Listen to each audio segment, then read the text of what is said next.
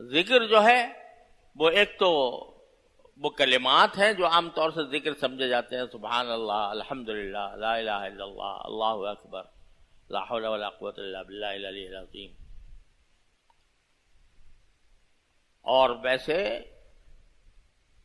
ہر وہ کلمہ، ہر وہ بات جو اللہ تبارک و تعالیٰ کی رضا کے لیے کی جا رہی ہو وہ بھی ذکر میں داخل ہے. اسی لیے بزرگوں نے فرمایا کل مطیع للہ فہو ذاکر. جو بھی شخص اللہ کی اطاعت میں کوئی کام کر رہا ہو، چاہے تجارت ہی کیوں نہ ہو، لیکن اس نیت سے کر رہا ہے کہ اللہ تبارک و تعالیٰ کی اطاعت کے ساتھ کروں گا، کسی کو دھوکہ نہیں دوں گا، کسی کے ساتھ بد معاملگی نہیں کروں گا،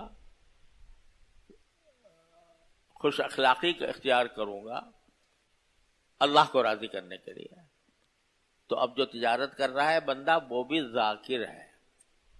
کل مطیع للہ فہو ذاکر. تو اب اپنے آپ کو ذکر کی طرف زیادہ سے زیادہ متوجہ کرنے کی کوشش کریں. رسول کریم صلی اللہ علیہ وسلم سے ایک روایت یہ مروی ہے کہ ایک مرتبہ آپ نے صحابہ کرام رضی اللہ تعالی عنہم اجمعین سے فرمایا کہ جب تم مسجد آتے ہو اور نماز کے انتظار میں بیٹھتے ہو تو تم جنت کی کیاری میں کیوں نہیں سیر کرتے؟ جنت کی کیاریوں میں کیوں سیر نہیں کرتے؟ تو صحابہ کرام نے پوچھا یا رسول اللہ جنت کی کیاریاں کیا ہیں جن کی سیر کی جائے؟ تو آپ نے فرمایا سبحان اللہ والحمد للہ ولا الہ الا اللہ واللہ اکبر. جتنی دیر نماز کے لیے بیٹھے ہو، نماز کے انتظار میں، ایک تو اللہ تعالیٰ نے ہمارے اوپر یہ کرم فرمایا، یہ فرما دیا کہ جو نماز کے انتظار میں بیٹھا ہو وہ بھی نماز پڑھنے والے کے حکم میں.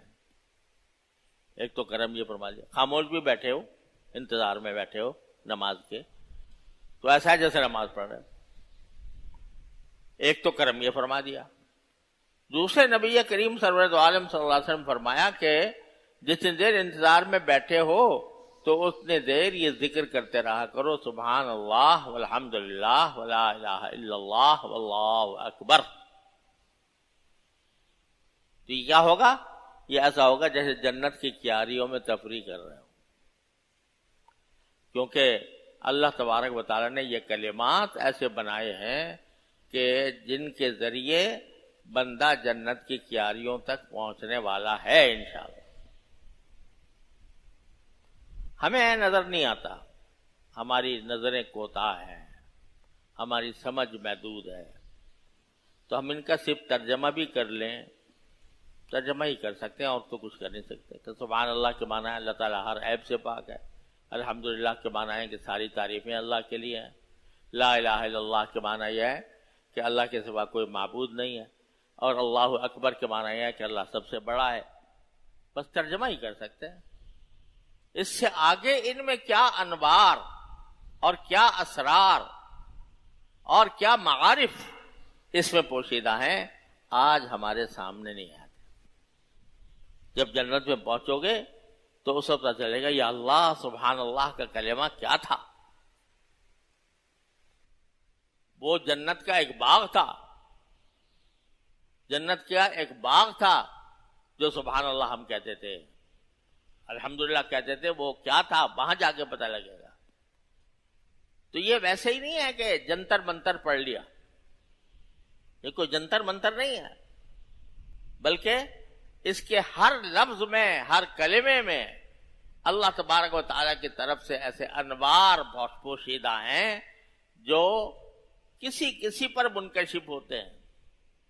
دنیا میں انشاءاللہ جا کر وہاں ملیں گے، پتہ چلے گا.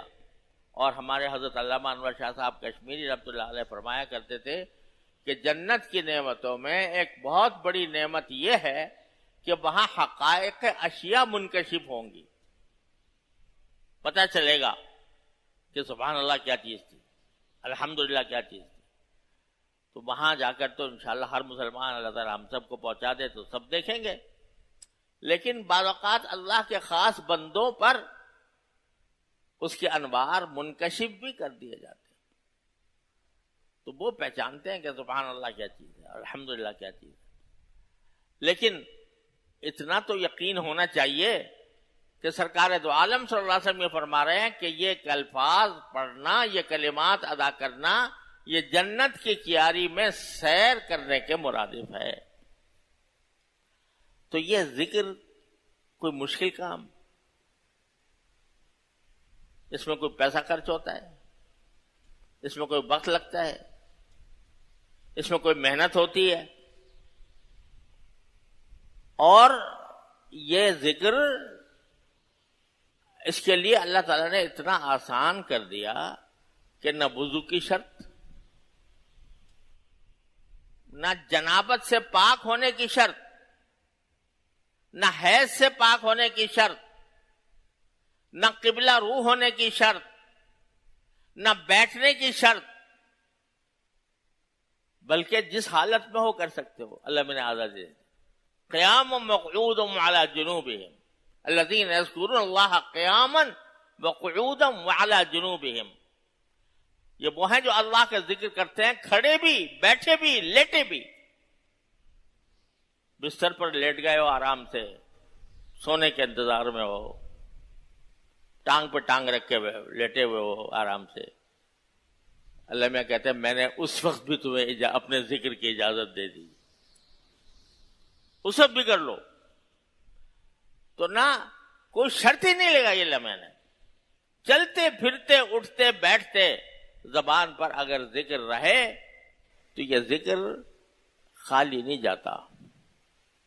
یہ ذکر چاہے زبان سے ہو رہا ہو، دل متوجہ ہو یا نہ ہو، دھیان ہو یا نہ ہو، یہ کم از کم ایک عضو تو تمہارا اللہ کی یاد میں مشغول ہے، اور اس کی برکت سے اللہ تبارک و تعالیٰ کیا بعید ہے کہ تم سراپا ذکر بن جاؤ۔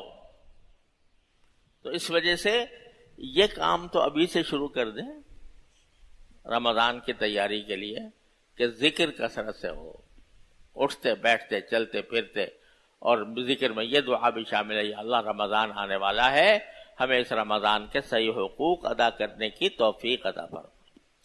اللہ تعالی ہم سب کو اس کی توفیق عطا فرمائے۔ وصلی اللہ تعالی علی خیر خلق۔